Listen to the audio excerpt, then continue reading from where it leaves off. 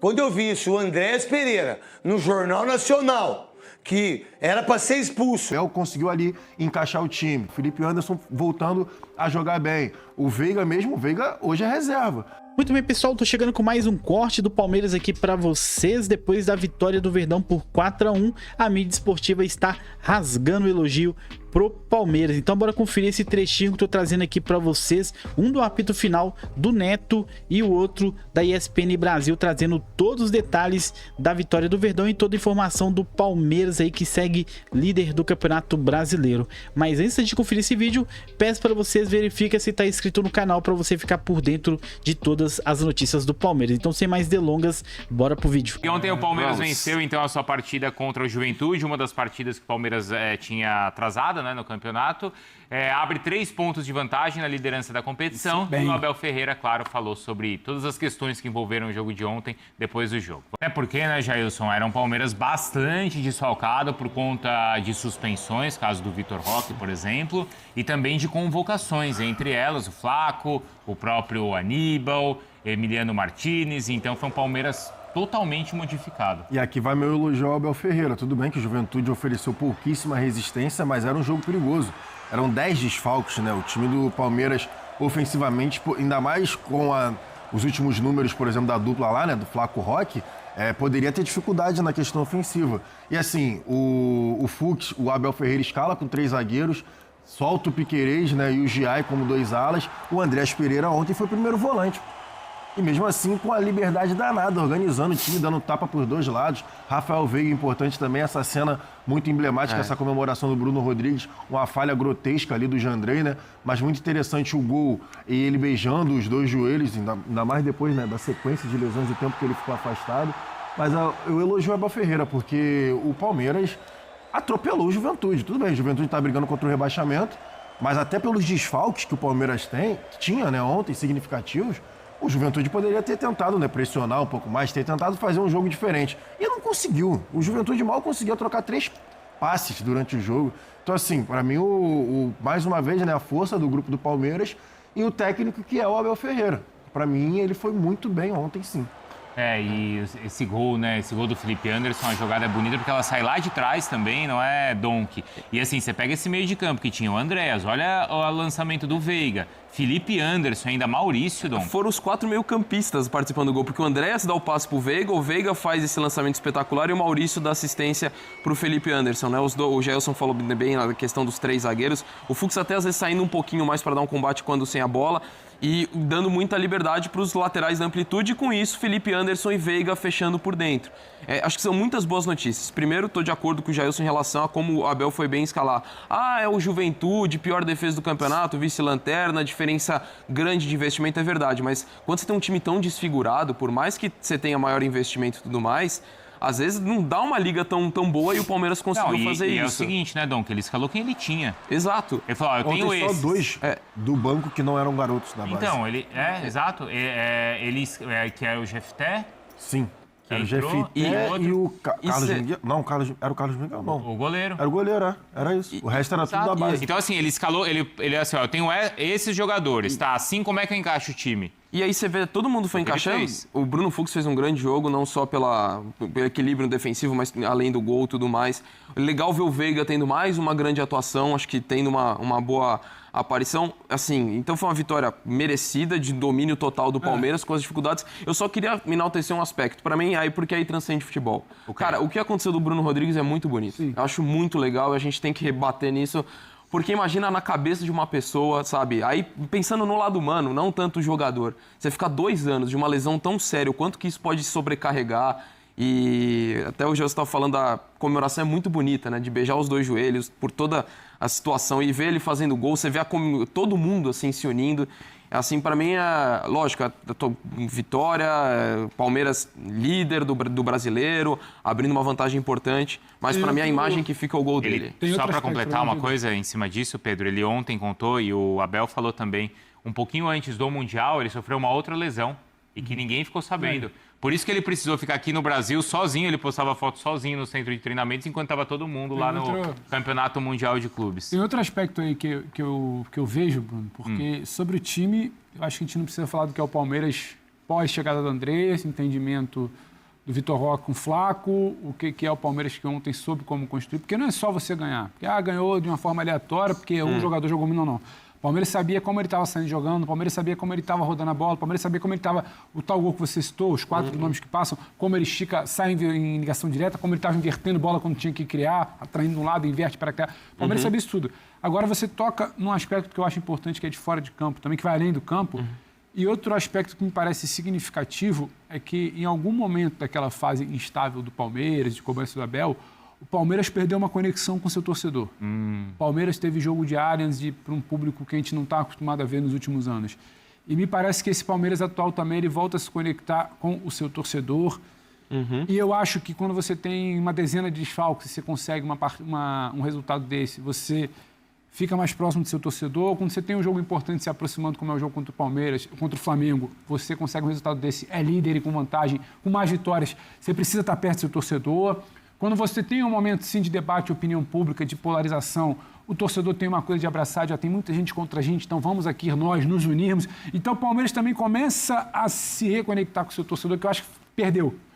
Em algum momento dessa fase de estabilidade... Não, o momento foi o... falando de pouco tempo. Não, o momento que se perdeu... Não, o modo de falar ontem, o modo de falar ontem e agora. De vazio. Não, mas esse momento agudo de temporada, de jogo contra o Flamengo, de semifinal, de Libertadores, você conseguir reconstruir isso também, eu acho que é muito importante, para além da liderança do 4-1, acho que isso também precisa ser pontuado de ontem. Eu acho muito importante, mas com algumas ressalvas em relação ao agora é fácil, né? Não, mas não acho que agora é fácil não, Jailson.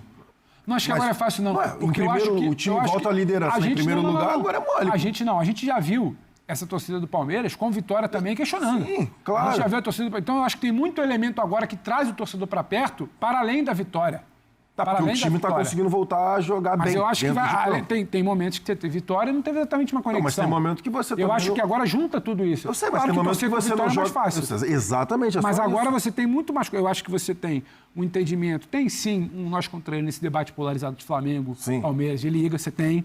Você tem uma questão de arbitragem, nós contra eles, que junta, sim, o seu torcedor. Você tem quando você pega um personagem como o Bruno Rodrigues, e que é bacana, e que você junta o ambiente, e você tem um time desfalcado que vence de 4-1, que é entre o componente esportivo, que também é muita coisa que vai reconectando no momento agudo. A gente tem, talvez, as 2 semanas mais importantes da temporada. Então, mas aí, Jailson, acho que é em cima do que o Abel falou, de que agora é fácil. Exato. Mas, e é verdade, agora é bem mais fácil. Eu discordo um pouco. Não, mas assim, só uma coisa, o que de fato reconecta é a semana turbulenta. É a semana do contra tudo e contra todos. Claro. Mas aí o Abel deu aquela bronca de que falou assim, agora que a gente está ganhando, goleando uma atrás da outra, é mais fácil do que no momento de maior dificuldade a organizada esteve contra. Mas é isso que eu estou falando. É só, eu entendo perfeitamente. Não bastaria a vitória de ontem para a conexão ser maior. Para mim, essa semana de polarização, de arbitragem, de liga, de tudo mais...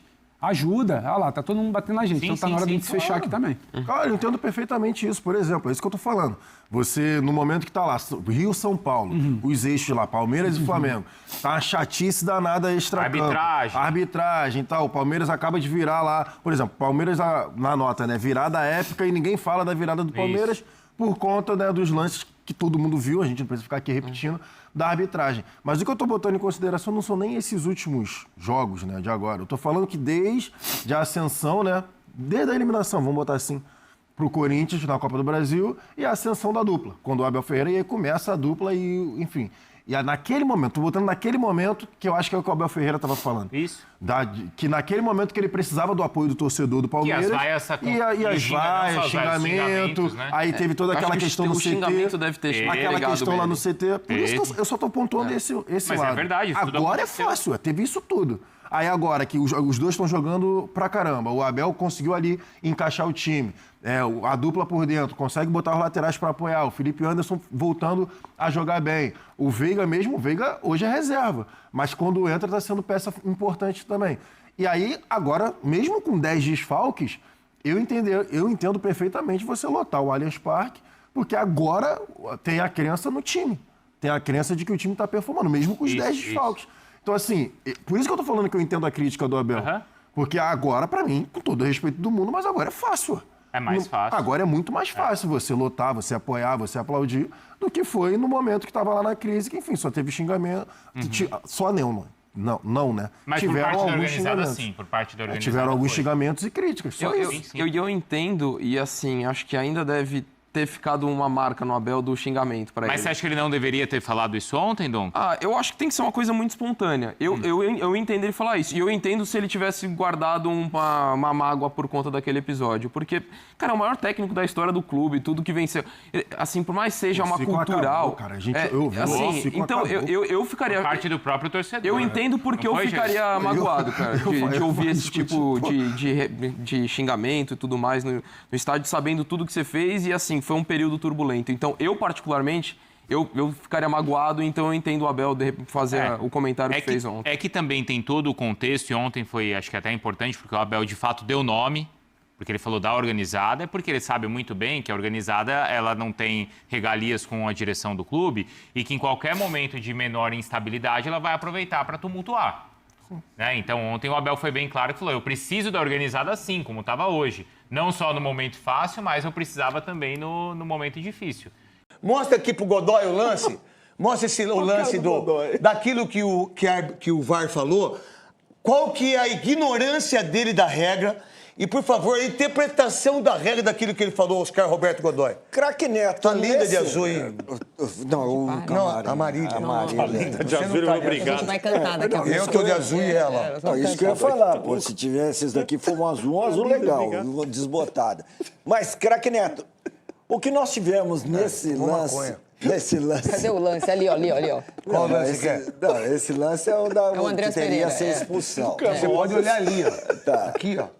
Sei, mas ó, o que nós tivemos nesse jogo do Palmeiras e do São Paulo foi a coincidência de linha de raciocínio do árbitro do campo com o árbitro do VAR. Ou a omissão do árbitro do VAR em interferir na interpretação do árbitro de campo. Explica então. Essa aí não, eu quero o gol. Quero o pênalti. Então, o árbitro do campo fala o que ele está vendo. Foi escorregão. Aí o cara do VAR concordou com ele. Não quis confrontar. Falou, olha, você não quer olhar mas essa como é que ele não confronta se ele tem 12 câmeras para ver o que aconteceu? Então, aí é que entra o detalhe que tem a participação do VAR. A Marília bateu forte aqui, pô, quanto à ignorância em relação ao conhecimento de regra. E aí eu levo para a linha de raciocínio, não para a ignorância, mas sim para a coincidência de interpretação ou o receio dele, contrariar, árbitro do VAR, estar numa graduação inferior e não confrontar com o árbitro do campo. Ei, peraí. Tipo copiloto, né? Tipo copiloto, né? É, o copiloto. Mas você tá na rota errada. Fica na tua aí, que aqui quem manda é o piloto. Não, pode parar. Pode vir, vem aqui, vem olhar, porque aqui nós estamos, pela imagem, é outra interpretação. Então, houve uma coincidência de interpretação ou omissão para não ter conflito de interpretação. O Wilber... Mas para mim... Não, tudo bem, mas para mim tem... Deixa o Quesada falar, peraí. Porque tem mais uma hipótese aí. Eles são ruins mesmo. Eu tô nessa. O árbitro de campo não é ruim, gente. Não, o árbitro de campo não é ruim. Pô, o árbitro de campo não é ruim. Não, ele é bom. Vai lá apitar o Mundial, foi o melhor árbitro do Mundial. Contra o Flamengo e Cruzeiro, ele apitou muito. Mas esse erro pra mim aí... Não, tudo bem. O cara não é ruim. O cara pode ter errado, mas não é ruim, pô. Não, o abate não é ruim. É o que nós temos de melhor. E esse outro da solada? Não, então... É o que nós temos de melhor na arbitragem brasileira. Aí acabou. É o que nós temos de melhor na arbitragem brasileira. Quesada. É que não é fácil apitar aqui, não. Principalmente com o comportamento de falta de respeito, de credibilidade de quem está subordinado ao árbitro, cara. Tudo que o árbitro apita, ele é contestado. A favor ele é contestado, o contra ele é contestado. Não, tudo bem, Godoy, eu concordo com você. Então, mas um lance desse é muito simples. Se o mundo sabe que foi pênalti, Quesada. Olha, eu respeito profundamente Craque Neto, o nosso professor de arbitragem, o Godoy, que esteve lá e sentiu na pele o que é ser um árbitro de futebol. Agora, todo respeito, Godoy. esse é o tipo do lance que alguém tem que salvar. Se não é o cara dentro Isso de é campo... verdade. Se não é o cara dentro de campo, é o que você está explicando. mas foi Com o que eu 12, falei. 15 câmeras ali, com os monitores à disposição no VAR, o cara que estava lá, o Wilber, deveria falar, olha, é o seguinte, eu até concordo com você, mas, pô, esse jogo é um jogo muito grande. Vem aqui, dá uma olhada, Sim. de repente você pode mudar a tua opinião. Sim. O VAR está sendo pago para isso, entendeu? Não, e cada clube eu não sabia, sabe o que eu fiquei sabendo? Assistindo a Rádio Bandeirantes, o Esporte e Debate, com o Quesada, com o Capelanes, com o Denis Gavassi e com o Pretzel, que está de férias. E o Capri? Parece que o Pretzel está em Ibiza. Aí Não, sim. o Pretzel Deixa eu não foi falar, pra Ibiza. ô, peladaço. Não. Não, pelado, com aquelas tetas, comendo banana. Não, o Pretzel Porque ele come banana toda vez que eu vejo ele. Come ou não? Fala a verdade, todo programa. Potássio. E aquelas tetas, assim, aquelas pernas aqui, assim, e ele tá lá. Ele tá lá em Ibiza, Pretzel. Dito Pretzel, dito isso, por que o áudio não foi colocado bem antes daquilo que foi... A pressão foi incrível, não foi? Foi. Foi ou não foi, Marília? Foi. Você que manja pra caramba de arbitragem e dos bastidores. Você é a melhor que tem. Né? Na segunda, o jogo acabou 3-2. Na segunda-feira, o jogo já estava 6-2 pro Palmeiras, porque o bastidor do Palmeiras na segunda-feira foi espetacular. Tudo legal, mas logo de manhã, antes do São Paulo ir para a reunião da CBF à tarde, quando estava o Rui Costa e o Belmonte, né? O Júlio Casares nem foi. Na manhã, a Leila já tinha mandado para a comissão de arbitragem uma compilação. A Leila e o Palmeiras, a assessoria de imprensa, já tinha mandado para a comissão de arbitragem no Rio de Janeiro uma compilação dos lances desse jogo que teriam prejudicado o Palmeiras, para dizer que não era... Meu Deus! Além disso, de uma forma muito orquestrada, muito profissional, é por isso que o Palmeiras todo funciona tão bem, a comunicação do Palmeiras já tinha conseguido uma entrevista do jogo, não com os caras que fizeram os gols do Palmeiras que viraram o jogo, mas com o Andrés Pereira, que não foi expulso. Marília, o Andrés, eu falei, a verdade, eu fui o primeiro. Eu vi você quando eu erro, como eu errei aí de 2005, o Corinthians, que é o campeão, né? E dane-se quem pensa diferente, e eu errei, e eu vim aqui pedir desculpa e tá tudo certo. Meu irmão, quando eu vi isso, o Andrés Pereira, no Jornal Nacional, que era para ser expulso, dando explicação. Falei, opa, o mundo tá mudado. Porque quem tinha que dar entrevista era quem? O árbitro, que é o que a Globo sempre consegue, e aí parabéns à produção. Você tem gente que tem produção incrível, é o pessoal da Rede Globo. Esses caras fazem matérias assim maravilhosas, como a Band faz também, o SBT, a RTV, a Venceu. Então é isso aí, né, galera? O Verdão conseguiu uma vitória gigante aí pra cima do Juventude 4-1. O time sobrou dentro de campo aí, jogando muita bola, muita velocidade, né? Juventude já tá parecendo time de Série B, realmente jogou muito mal. O Verdão simplesmente deitou dentro de campo aí, né? O Bruno Rodrigues aí marcou o dele, Felipe Anderson, Veiga também voltou a marcar. E o time do Verdão simplesmente tá nessa reta final aí, tá crescendo cada vez mais, o time tá cada vez mais encaixado. E também houve a crítica aí, sim, né, e elogio do Abel com a torcida organizada, né, que nesse jogo apoiou bastante, mas ele lembrou que lá atrás, né, criticou bastante também o Abel e assim, faz parte do futebol, né? A cobrança, né? A torcida organizada tem hora que é muito chata mesmo, não tem como. Mas o Abel realmente é um treinador diferenciado aí e tá ganhando muitos títulos aí com o Palmeiras nesses últimos anos, né? Então, merece sim respeito e moral, né? Então, merece o voto de confiança e ele tá provando que realmente é um treinador muito diferenciado, né, galera? Então, deixa a opinião de vocês aqui nos comentários, deixa seu like, se inscreve no canal para vocês ficarem por dentro de todas as notícias do Palmeiras. Ficando por aqui, tamo junto, valeu, fui!